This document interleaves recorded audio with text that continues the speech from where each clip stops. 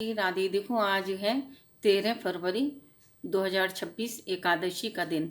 एकादशी की कथा सुनने से अत्यधिक पुण्य की प्राप्ति होती है और इस दिन चावल नहीं खाना चाहिए, सिर नहीं धोना चाहिए, नेल्स नहीं काटते और कुछ कुछ चीज़ों का इस तरह से ध्यान रखा जाता है। साबूदाने का भी मना है कि नहीं खाते, लेकिन कुछ लोग खा लेते हैं व्रत में साबूदाना। ये अपनी इच्छा के ऊपर है, वैसे तो बहुत सारे नियम रहते हैं। तो आगे हम कथा शुरू करते हैं।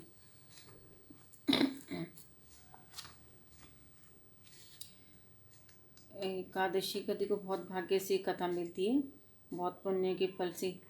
और आज जब जैसे फागुन का महीना चल रहा है तो आज है एक विजय एकादशी, तो कथा शुरू करते हैं।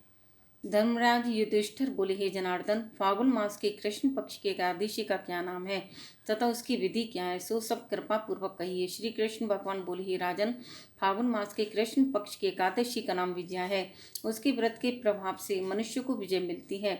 उस विजय एकादशी के महात्म के श्रवण व पठन से समस्त पाप नष्ट हो जाते हैं। एक समय देवर्षि नारद ने जगत पिता ब्रह्मा जी से पूछा, हे ब्रह्मा जी, आप मुझे फागुन मास के कृष्ण पक्ष की विजय नामक एकादशी का व्रत विधान बतलाइए। ब्रह्मा जी बोले, हे नारद, विजय एकादशी का व्रत प्राचीन तथा नए पापों को नष्ट करने वाला है। त्रेता युग में मर्यादा पुरुषोत्तम श्री रामचंद्र जी को जब 14 वर्ष के लिए वनवास हो गया, तब है श्री लक्ष्मण जी तथा माता जानकी सहित पंचवटी पर निवास करने लगे। उस जगह महापापी रावण ने श्री सीता जी का हरण किया। भगवान क्षमा करना, रावण ने श्री सीता जी का हरण किया, वरण नहीं किया। इस दुखद समाचार से श्री राम जी तथा लक्ष्मण जी अत्यंत व्याकुल हुए और सीता जी की खोज में चल दिए। घूमते घूमते वे मरणासन जटायु के पास पहुंचे। जटायु भी अपनी कथा सुनकर स्वर्गलोक को चला गया। कुछ आगे चलकर उनकी सुग्रीव के साथ मित्रता हो गई और बाली का वध किया। श्री हनुमान जी श्री रामचंद्र जी के पास आए और सब समाचार कहे।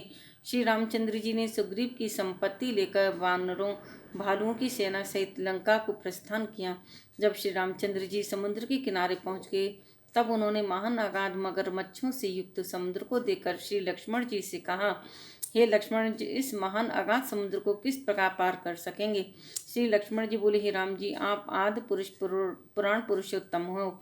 यहाँ से करीब आधा योजन की दूरी पर कुमारी द्वीप में बगदालव नाम के मुनि रहते हैं। उन्होंने अनेक नाम के ब्रह्म देखे हैं। आप उनके पास जाकर इसका उपाय पूछिए। लक्ष्मण जी के वचनों को सुनकर श्री रामचंद्र जी बगदालव ऋषि के पास गए, उनको प्रणाम करके बैठ गए। मुनि ने भी उन मनुष्य का रूप धारण किए हुए पुरुष को पुरुषोत्तम समझा और उनसे पूछा, हे राम जी, आप कहाँ से पधार रहे हैं। श्री राम जी बोले, हे महर्षि, मैं अपनी सेना सहित यहाँ आया हूँ और राक्षसों को जीतने लंका जा रहा हूँ।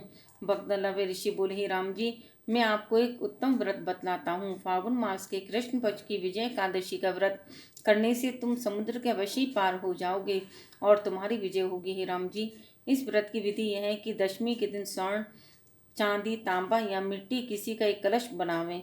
उस घड़े को जल से भरकर तथा उस पर 5 पल्लव रखकर वेदिका पर स्थापित करें।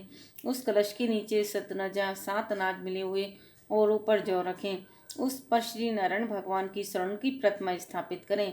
एकादशी के दिन स्नान आदि नित्य क्रम से निवृत्त होकर धूप, दीप, नैवेद्य, नारियल आदि से भगवान का पूजन करें। उस समय दिन को भक्तिपूर्वक कलश के सामने व्यतीत करें और रात्रि को भी उसी तरह बैठे रहकर जागरण करना चाहिए। द्वादशी के दिन नदी या तालाब के किनारे स्नान आदि से निवृत्त होकर उस कलश को ब्राह्मण को दे देना चाहिए। हे राम, यदि तुम इस व्रत को सेनापति के साथ करोगे तो अवश्य ही विजय होगी। श्री रामचंद्र जी ने मुनि की आज्ञा अनुसार विधि पूर्वक विजय एकादशी व्रत किया और इसके प्रभाव से दैत्यों के ऊपर विजय पाई। अतः ही राजन, जो मनुष्य इस व्रत को विधि पूर्वक करेगा उसकी दोनों लोकों में विजय होगी। बोलो भगवान श्री रामचंद्र की जय।